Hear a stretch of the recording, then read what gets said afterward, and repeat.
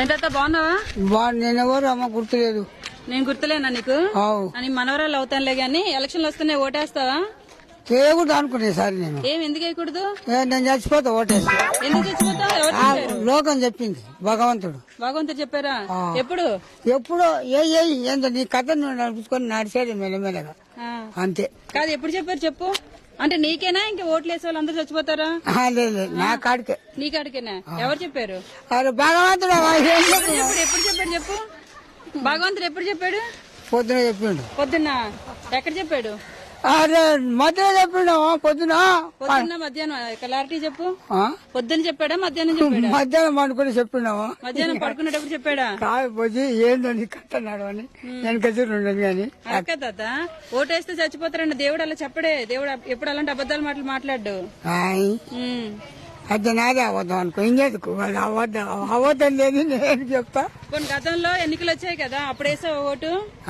అప్పుడు last time లో ఓట్లు వచ్చాయి కదా గతంలో, అప్పుడు వేసావు ఓటు?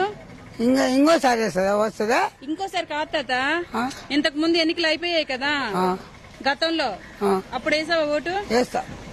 ఎవరికి వేసావు? గుట్ట కింద. గుట్ట కింద వేసావా? నీకు దేవుడు ఎలా చెప్పాడు? అంటే నువ్వు పడుకునేటప్పుడు వచ్చి చెప్పాడు కదా.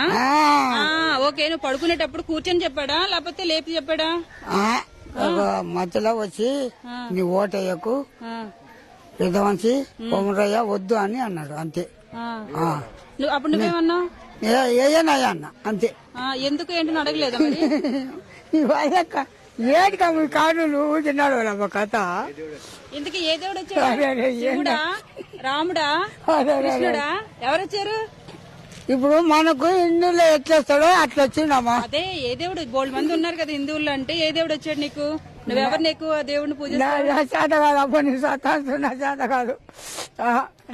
నీకు దేవుడు అంటే ఇప్పుడు గుర్తుండాలి కదా, ఏదో ఒక దేవుడు పేరు చెప్పు. ఇలా ఆడ గుర్తుండే ఏంటి? ఫోటోకి పోజ్ తర్వాత ఇద్దులే. భగవంతుడు చెప్పిండమ్మా ఊరికేంది. అదే తాత, ఏ భగవంతుడు?